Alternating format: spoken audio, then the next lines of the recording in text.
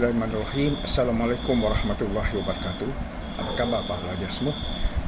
Hari ini saya akan menjelaskan tentang bagaimanakah Nabi Muhammad SAW menyatukan penduduk Madinah. Soalan dalam bentuk tugasannya bagaimanakah? Bagaimanakah itu perlu dijelaskan, dihuraikan dengan sebaik mungkin, menunjukkan bagaimana Rasulullah menyatu padukan penduduk Madinah. Jadi kita perlu tahu siapakah penduduk Madinah. Sebelum Madinah dikenali sebagai Yasrib. Jadi kita kena fahami bagaimana Rasulullah menyatukan penduduk Madinah. Di mana tiga kaum yang utama, iaitu Aus dan Khazraj, penduduk Yahudi, kaum Yahudi, dan juga Muhajirin, itu orang Islam, penganut Islam yang berhijrah bersama dengan Rasulullah dari kota Mekah ke Yasrib, yang kemudian dikenali sebagai Madinah. Jadi teruskan bersama saya, sungguh saya. Dalam tema 1 berkaitan dengan masyarakat, itu berkaitan dengan masyarakat Arab sebelum Islam, itu masyarakat Arab Jahiliyah. Kemudian masyarakat Arab Islam, itu masyarakat Arab yang baru. Jadi kita perlu faham dari segi kehidupan masyarakat Arab ini sebelum dan selepas Islam. Dari segi kehidupan, dari segi struktur, ini sejauh manakah mereka tidak bertamadun, ataupun ketamadunan masyarakat Arab sebelum Islam dan selepas Islam. Kemudian masyarakat Islam ini juga berubah. Masyarakat Arab ini berubah. Okay? Apa dikenali sebagai ummah, yang dibentuk melalui Piagam Madinah. Itu prinsip-prinsip Piagam Madinah. Isi kandungan Piagam Madinah, kesan ini yang membawa kesan kepada perkembangan negara Islam yang pertama, iaitu Madinah. Dan juga kepentingan Piagam Madinah itu. Semua itu berlaku di zaman Rasulullah. Dan kemudian selepas wafatnya Rasulullah, maka pengganti kepada Rasulullah itu dipanggil Khalifah. Bagaimana Khalifah itu dipilih dan bagaimana pemerintahan selepas Rasulullah di bawah pemerintahan Khalifah Ar-Rashidin, iaitu Abu Bakar, Umar, Utsman dan Sayyidina Ali radhiyallahu anhu. Jadi ini antara perkara penting bahagian pertama dalam tema 1 yang perlu kita kuasai. Ini sebelum saya menjelaskan, ini tajuk yang kita bincangkan hari ini berkaitan dengan bagaimana Nabi Muhammad SAW menyatukan penduduk Madinah.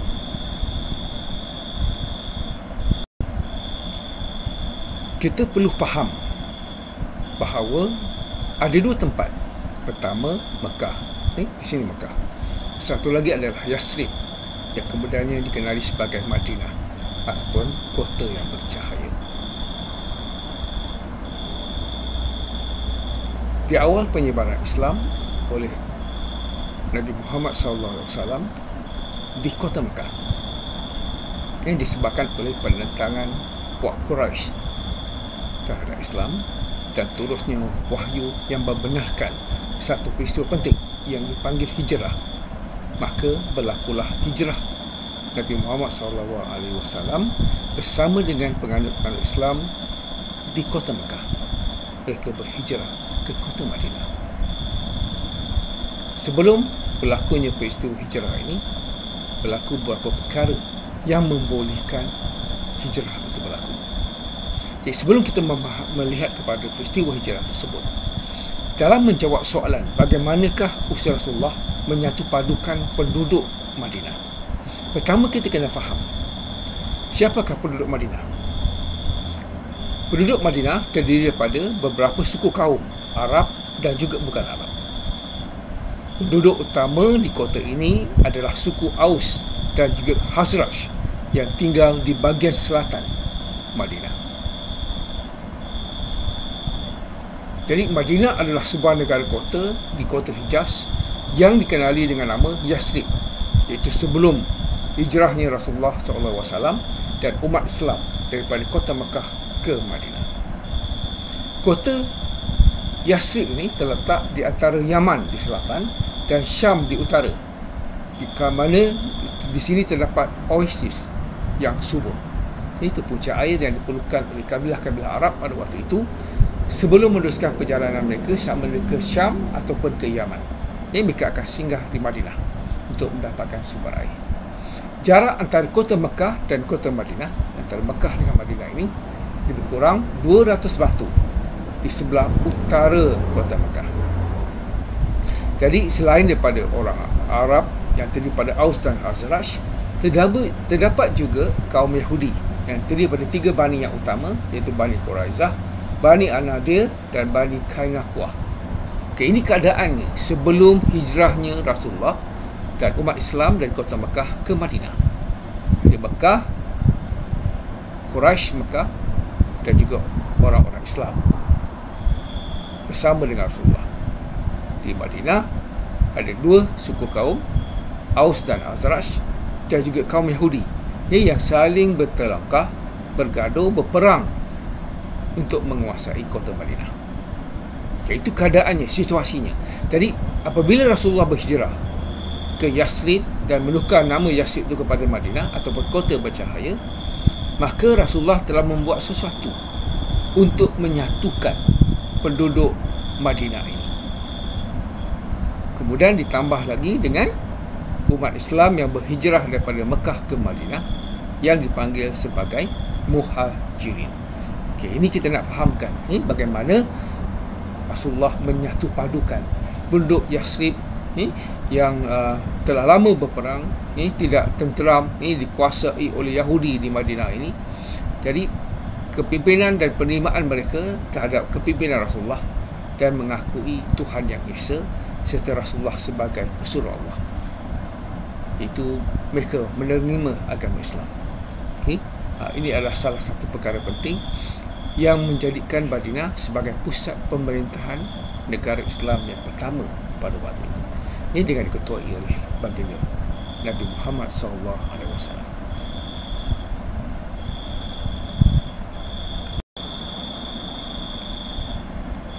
Seterusnya kita cuba fahamkan peristiwa yang membawa kepada hijrahnya Rasulullah dan umat Islam daripada kota Mekah ke Madinah.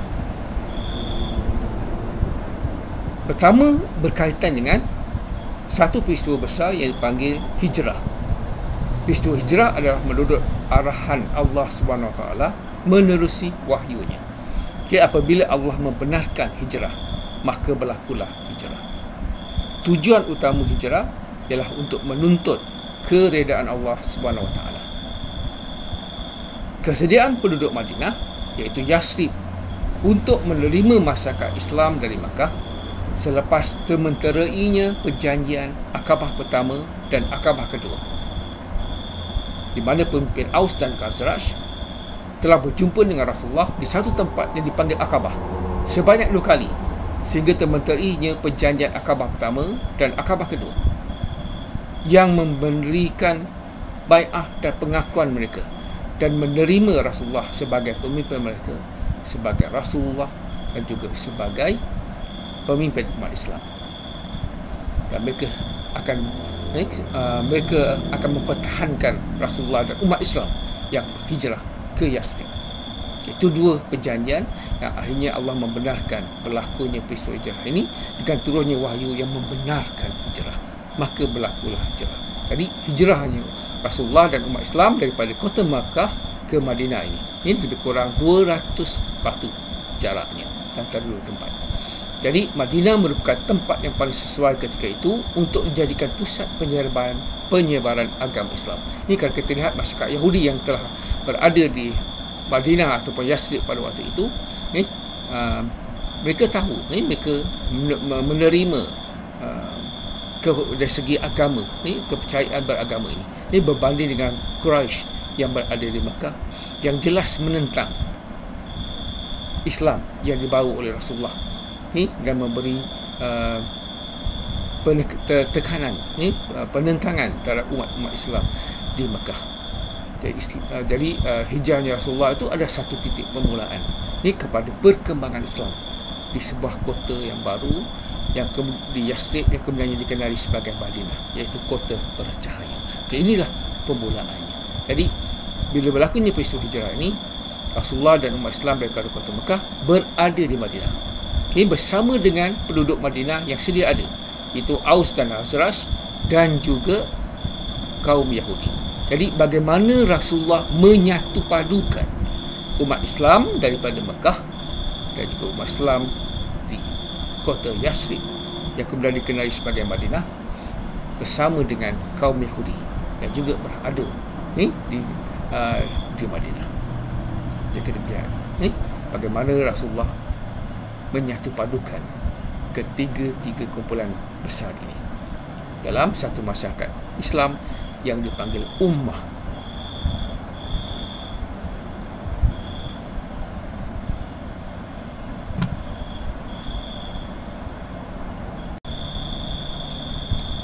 Hijrah berarti perpindahan.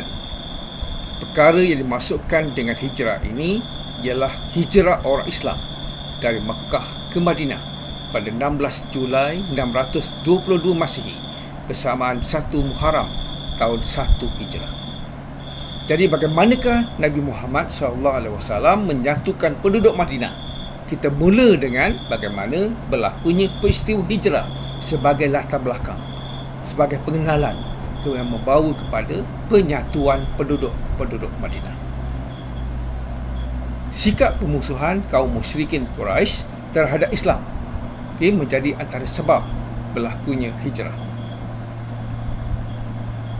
Hijrah ini menyebabkan wujudnya sebuah masyarakat Islam yang lebih kuat dan bersatu padu.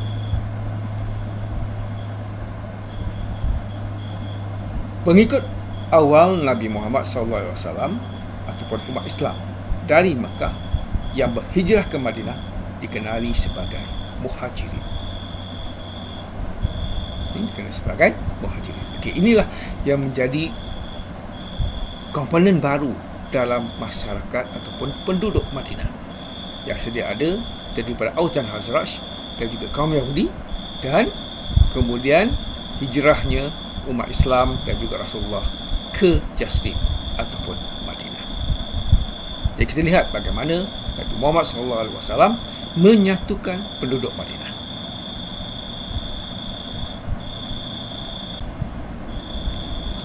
Madinah selepas hijrahnya Rasulullah SAW. Pertama, terdapatnya suku Aus dan Khazraj, iaitu penduduk asal di Yasrib, merupakan bangsa Arab. Satu lagi adalah suku kaum bukan Arab, iaitu suku kaum bukan Arab yang dipanggil Yahudi, yang terdiri daripada Bani Quraizah, Bani Al-Nadir dan juga Bani Kainaqwa. Dan satu lagi adalah kaum muhajirin, iaitu pengikut awal Nabi Muhammad SAW yang berhijrah dari Mekah ke Madinah.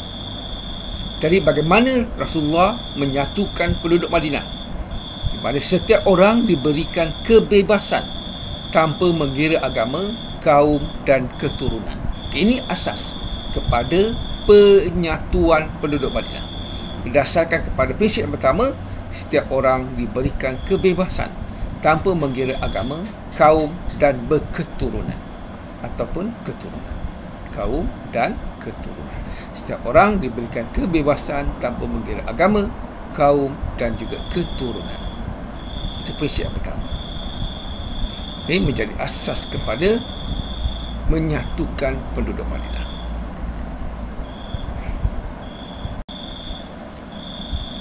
Prinsip kedua dalam usaha Rasulullah menyatukan penduduk Madinah adalah hidup berkabilah diganti dengan satu sistem sosial yang berasaskan kepada perpaduan kaum dalam bentuk ummah, iaitu umat manusia terdiri pada kaum Arab, bukan Arab dan juga kaum muhajirin. Itu dikatakan sebagai umat ataupun ummah. Kemudian apabila kaum Yahudi melanggar perjanjian Madinah, maka mereka telah disingkirkan daripada Madinah. Jadi penyatuan penduduk Islam pada waktu itu di kota Madinah dipanggil ukhuwah Islamiyah. Ini berasaskan kepada ukhuwah Islamiyah. Maksudnya semua adalah penduduk Islam. Ini tidak ada lagi kaum Yahudi, okay? Dan juga yang tinggal adalah mungkin kaum musyrikin, kaum munafik misalnya. Ini yang masih ada di kota Madinah. Prinsip yang ketiga adalah nilai-nilai masyarakat seperti mana yang diamalkan pada zaman jahiliyah telah dihapuskan dan digantikan dengan nilai-nilai murni berpandukan akidah dan akhlak Islamiah. Okay, ini 3 prinsip penting bagaimana Rasulullah menyatukan penduduk Madinah berasaskan 3 prinsip yang saya jelaskan tadi.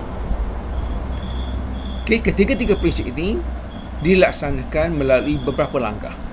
Langkah yang pertama dilakukan oleh Rasulullah dengan mendirikan sebuah masjid sebagai tempat orang Islam beribadah dan tempat Rasulullah menyampaikan ajaran Islam serta tempat pentadbiran Rasulullah. Ini langkah yang pertama. Lepas itu apabila Rasulullah sampai di kota Yathrib, perkara pertama yang dilakukan oleh Rasulullah adalah membina masjid. Ini yang dikenali sebagai Masjid Nabi ataupun Masjid Nabawi. Langkah yang kedua adalah usaha menyatukan penduduk Madinah ini berasaskan kepada mengikat tali persaudaraan antara kaum Ansar dan juga Muhajirin bagi mewujudkan persefahaman dan untuk membantu kaum Muhajirin memulakan hidup baru dengan pertolongan kaum Ansar. Ini langkah yang kedua. Langkah pertama membina masjid, langkah yang kedua mengikat tali persaudaraan antara Ansar dan Muhajirin. Nanti saya akan jelaskan siapa dia Ansar dan siapa dia Muhajirin. Langkah yang ketiga adalah mengadakan perjanjian dengan orang Yahudi, iaitu bukan Islam, supaya sama-sama mempertahankan Madinah dari ancaman luar. Salah satu kandungan utama dalam piagam Madinah, Nabi Muhammad SAW adalah ketua negara untuk semua penduduk Madinah dan segala pertelingkahan hendaklah merujuk kepada baginda. Ya, ini 3 langkah penting dalam usaha menyatukan penduduk Madinah yang dilakukan oleh baginda junjungan besar Nabi Muhammad SAW.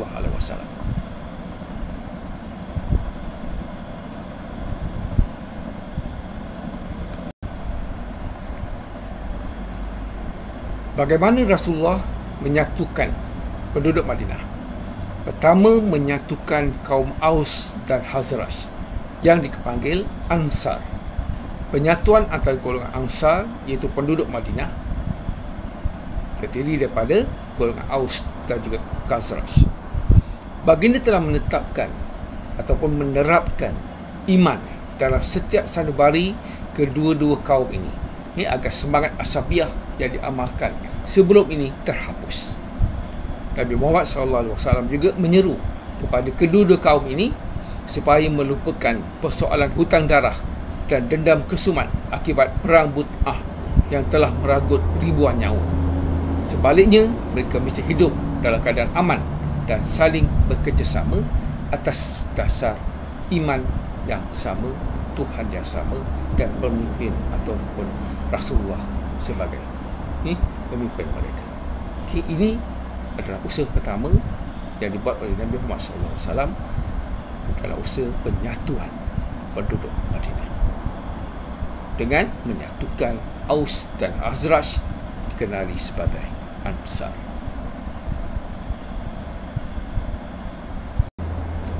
Bagaimana Nabi Muhammad SAW menyatukan penduduk Madinah? Yang kedua, melalui persaudaraan golongan Muhajirin dan Ansar. Persaudaraan yang diperkenalkan amat mendalam hingga mereka bukan sahaja dapat bergaul dengan lebih mesra, bahkan dapat mewarisi harta pusaka dan mempunyai hak yang sama dalam keluarga masing-masing melalui ikatan perkahwinan serta ikatan akidah yang sama, iaitu Islam. Golongan Muhajirin yang sebelum ini berhijrah dalam keadaan sehelai sepinggang dapat dibantu memulakan kehidupan baru dengan bantuan saudara seagama yang terdiri pada golongan Ansar. seperti mempersaudarakan Hamzah bin Abdul Muttalib dengan Zaid bin Harithah, Umar bin Al-Khattab dengan Itban bin Malik, Abdul Rahman bin Auf dengan Sa'ad Ar-Rabi. Ini adalah usaha yang dibuat oleh Rasulullah untuk menyatukan penduduk Madinah dengan mempersaudarakan antara golongan Muhajirin dan Ansar.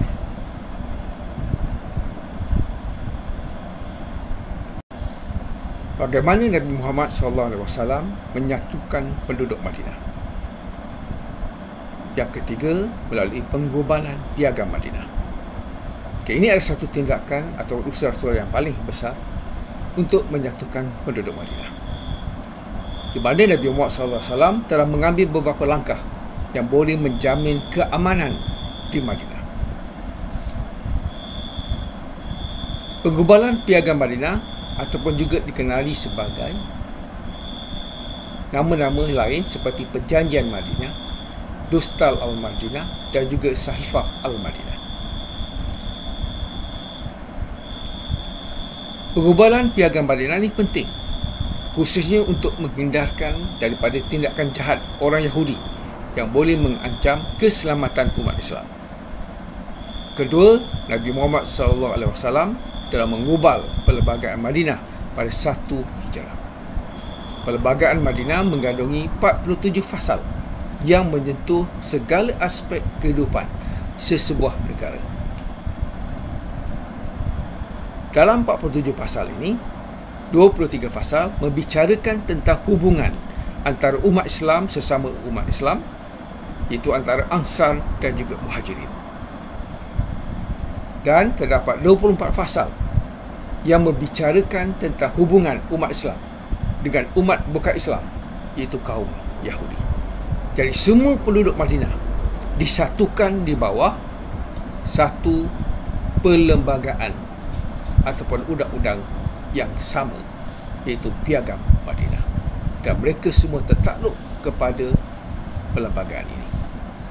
Ini antara usaha penting yang dibuat oleh Rasulullah dan usaha menyatukan penduduk Madinah.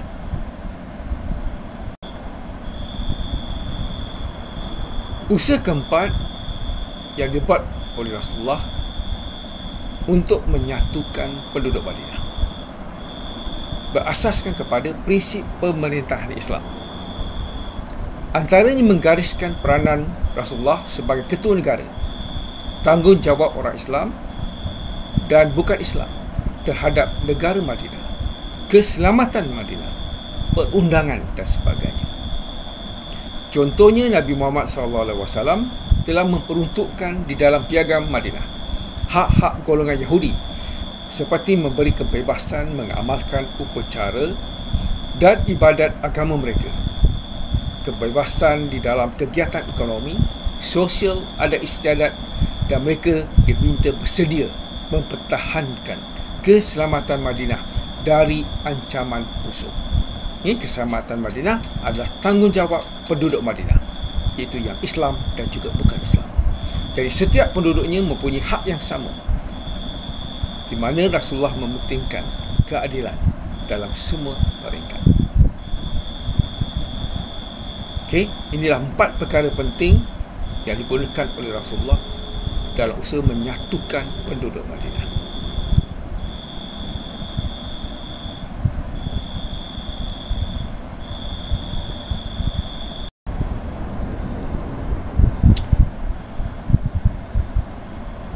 Dalam usaha menyatukan penduduk Madinah, satu sistem pentadbiran Islam yang diperkenalkan oleh Rasulullah ini menjadi asas kepada pemerintahan junjungan besar Nabi Muhammad SAW.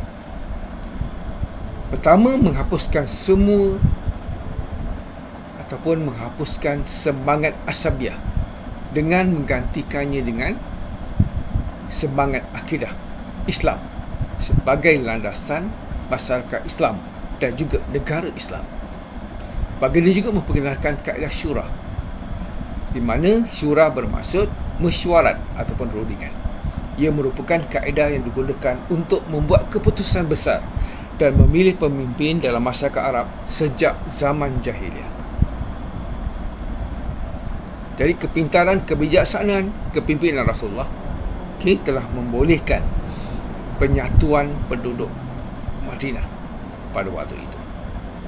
Ini antara perkara-perkara penting yang menjadi asas kepada penyatuan masyarakat Islam dan bukan Islam di kota Madinah. Dan akhirnya nanti hanya tinggal masyarakat Islam di Madinah.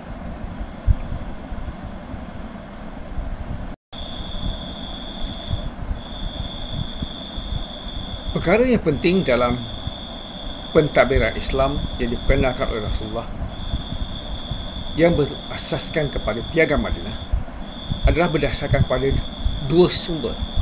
Pertama, itu Al-Quran. Itu merupakan kitab suci bagi umat Islam.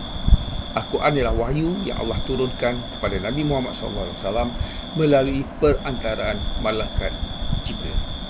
Al-Quran diturunkan kepada Rasulullah secara berangsur-angsur dalam tempoh 23 tahun.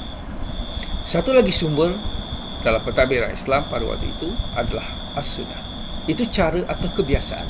Sunnah Nabi berarti cara Nabi ataupun dikenali sebagai yang biasa sebagai kebiasaan Rasul. Secara bahasa, As-Sunnah adalah At-Taharikah, yang berarti perkaedahan, kebiasaan perjalanan hidup atau perilaku baik yang terpuji maupun yang tercela. Jadi kedua-dua ini menjadi sumber penting kepada pentadbiran Islam yang digunakan oleh Rasulullah untuk menyatukan penduduk Madinah. Ini sehingga menjadi sebuah negara Islam yang pertama di semenanjung Arab dan di dunia pada waktu itu.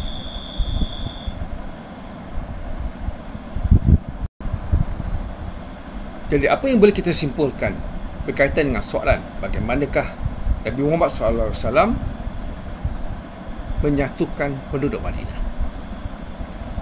Dalam esei yang kita jawab dalam masa 30 minit, kita perlu menjelaskan bagaimana yang saya jelaskan tadi. Dalam esei, format esei seperti biasa, ada pengenalan, kita ceritakan latar belakang yang membawa kepada peristiwa hijrah daripada Mekah ke Madinah. Setelah kita menjelaskan usaha-usaha yang dibuat oleh Rasulullah untuk menyatu padukan penduduk Madinah, dengan menjelaskan bagaimana Rasulullah menyatu padukan penduduk Madinah. Sebab kita kena jelaskan siapa dia penduduk Madinah, prinsip-prinsip yang digunakan oleh Rasulullah untuk menyatu padukan penduduk Madinah, dan langkah-langkah dan tindakan yang dibuat oleh Rasulullah untuk menyatu padukan penduduk Madinah. Dalam kesimpulan yang pertama, kita menyatakan Nabi Muhammad SAW telah menggubal piagam Madinah untuk mewujudkan perpaduan antara masyarakat Islam dan bukan Islam di Madinah. Piagam ini merupakan satu peraturan yang dibuat khas untuk penduduk Madinah yang terdiri daripada pelbagai masyarakat, terdiri daripada pelbagai lapisan masyarakat yang berbeza dari segi agama dan budaya. Mereka memerlukan sebuah undang-undang yang dapat menjamin kesejahteraan dan keamanan hidup mereka. Berbeza dengan keadaan sebelum hijrahnya Rasulullah ke Madinah.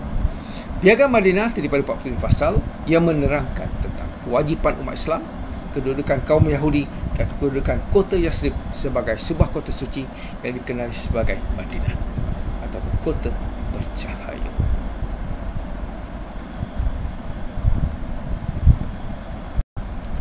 Berdasarkan apa yang kita bincang pada hari ini, itu bagaimana Nabi Muhammad SAW menyatukan penduduk Madinah. Ada beberapa soalan yang boleh pelajar ulang kaji untuk memahami dengan lebih baik. Ini berdasarkan pada fakta-fakta yang saya berikan tadi. Pertama, bincangkan usaha Rasulullah ataupun Nabi Muhammad SAW membina sebuah negara Islam di Madinah. Kedua, huraikan kepentingan piagam Madinah kepada perkembangan Islam di semenanjung Arab.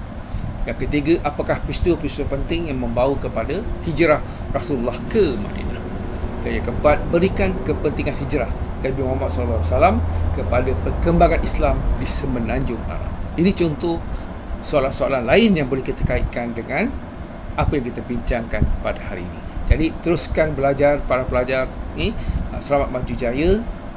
Saya akan meneruskan memberi penerangan kepada beberapa tajuk-tajuk lain yang penting untuk membolehkan kita menjawab dengan lebih baik dalam peperiksaan. Jadi kena fahamkan betul-betul bila kita menjelaskan tentang bagaimana arah tugasan bagaimana ini sebenarnya arahnya tinggi. Kalau kita tidak boleh menjelaskan bagaimana penyatuan bagaimana Nabi Muhammad menyatukan penduduk Madinah. Beza dengan hanya kita memberikan usaha. Kita beri je usaha, tapi kita tak sebut bagaimana. Kita tidak menjelaskan bagaimana Rasulullah menyatukan penduduk Madinah. Jadi kita kena jelaskan bagaimana, apakah langkahnya, caranya, yang membawa kepada penyatuan masyarakat ataupun penduduk Madinah pada waktu itu. Jadi jumpa lagi kisah Ma'ruf Jaya, teruskan ulang kaji. Terima kasih. Hari ini kita akan berbincangkan tentang transformasi masyarakat dari segi ekonomi. Perkara penting yang berlaku apabila British meletakkan kuasanya di